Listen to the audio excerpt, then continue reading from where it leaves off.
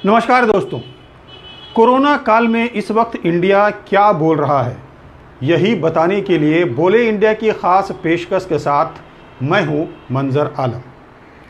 दोस्तों, कल के वीडियो में मैंने बताया था कि कोरोना की तीसरी लहर आ सकती है और इसे रोक पाना नामुमकिन सा है।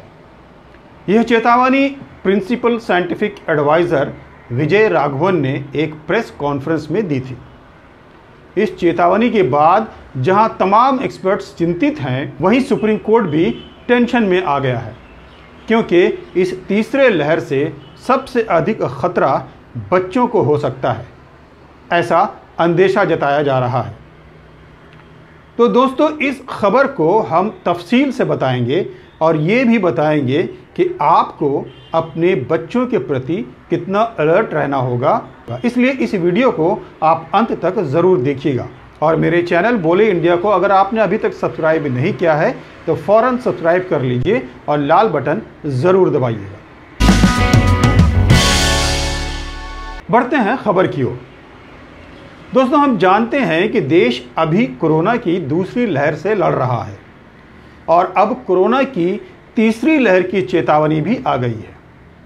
सुप्रीम कोर्ट ने भी कोरोना की तीसरी लहर को लेकर चिंता जताई है और सरकार से उसके लिए तैयारी करने के लिए कहा है। दरअसल गुरुवार को दिल्ली में ऑक्सीजन की कमी पर सुनवाई करते हुए सुप्रीम कोर्ट के न्यायाधीश जस्टिस चंद्रचूड़ ने कहा कि कोरोना की तीसरी लहर सामने दिख रही है और इसका असर हमारे बच्चों पर भी पड़ सकता है। इसलिए तीसरी लहर से पहले वैक्सीनेशन के मौजूदा अभियान को तेज़ी से पूरा करने की ज़रूरत है।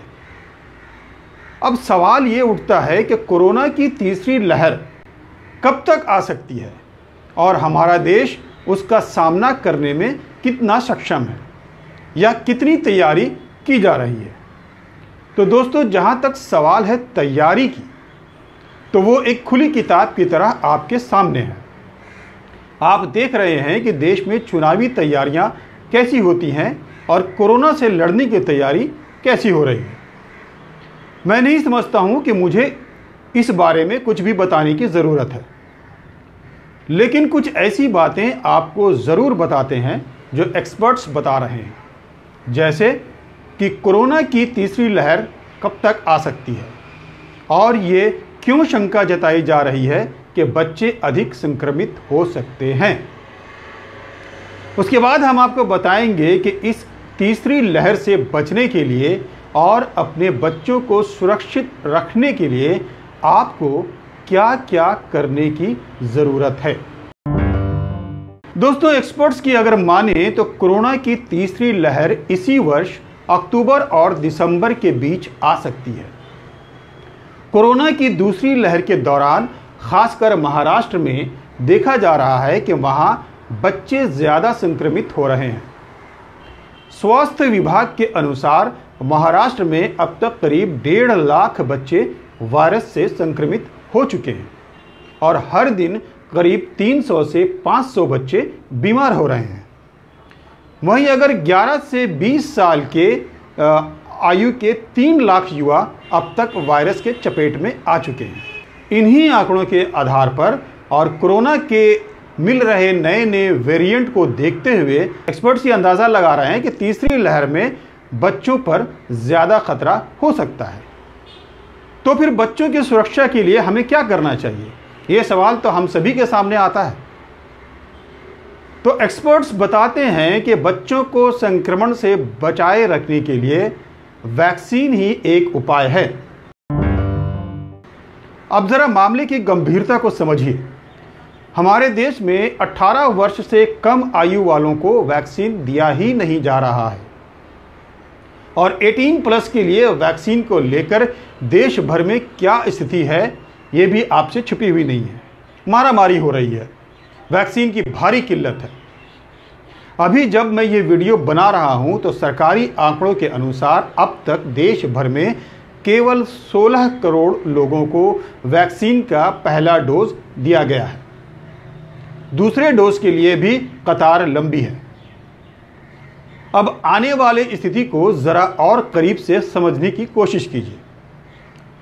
कोरोना की तीसरी लहर में अगर बच्चे अधिक संक्रमित होते हैं तो अस्पताल में बच्चों के साथ उनके पेरेंट्स भी होंगे। अब आप अंदाज़ा लगाइए कि अस्पतालों की स्थिति कैसी हो सकती है। इसीलिए एक्सपर्ट्स बार बार ये कह रहे हैं कि जल्द से जल्द वैक्सीनेशन का काम पूरा करने की ज़रूरत है, और यही सुप्रीम कोर्ट भी कह रहा है। दोस्तों, कोरोना की मौजूदा लहर में 12 साल से कम उम्र के बच्चों के साथ नवजात शिशुओं में भी संक्रमण मिला है जो कोविड-19 से प्रभावित हैं। उनमें मौजूदा लक्षण हैं हल्का बुखार, खांसी, जुकाम, पेट से संबंधित समस्याएं, कुछ को शरीर में दर्द, सिर दर्द, डायरिया और उल्टी की भी शिकायतें देखने को मिल रही हैं। तो याद रखिए, अगर भगवान न करे आपको अपने बच्चों में अगर इस तरह की शिकायतें देखने को मिलती हैं तो उसे नज़रअंदाज नहीं कीजिएगा। आपको अपने बच्चों में डायरिया या सांस लेने में समस्या और सुस्ती जैसी लक्षणों पर भी ध्यान रखना होगा। एक्सपर्ट्स के अनुसार बच्चों में ऐसी समस्याओं को पहचानने में माता पिता को सावधानी बरतनी चाहिए। बिना डॉक्टर के सलाह के कोई भी दवा जैसे एंटीवायरल ड्रग्स, एंटीबायोटिक वगैरह कभी भी ना दें। और सबसे बड़ी बात, कोरोना संक्रमण से बचने के लिए बच्चों को भी मास्क पहनाएं। उन्हें खेलने के लिए घर से बाहर न निकालें। ज़रूरी है कि बच्चों के साथ किसी भी पार्क में, फंक्शन या अन्य आयोजन में जाने से परहेज करें। इन्हीं जगहों पर संक्रमण फैलने का ज़्यादा खतरा रहता है। घर में यदि किसी सदस्य को कोरोना हो गया है तो बच्चों को उनसे दूर रखें। तो दोस्तों, ये थी वह बातें जो आपको बताना ज़रूरी था ताकि आप खुद को कोरोना वायरस की तीसरी वेव से लड़ने के लिए तैयार कर सकें। अगर आपको हमारा वीडियो पसंद आया हो तो कमेंट बॉक्स में अपनी राय ज़रूर दीजिएगा और फटाफट इसे अपने दोस्तों में शेयर कर दीजिए ताकि उन्हें भी कोरोना की तीसरी लहर से संबंधित जानकारियां मिल सके। दोस्तों, आज के इस वीडियो में इतना ही। अगले वीडियो में फिर मिलेंगे और बताएंगे कि इंडिया क्या बोल रहा है। तब तक के लिए नमस्कार।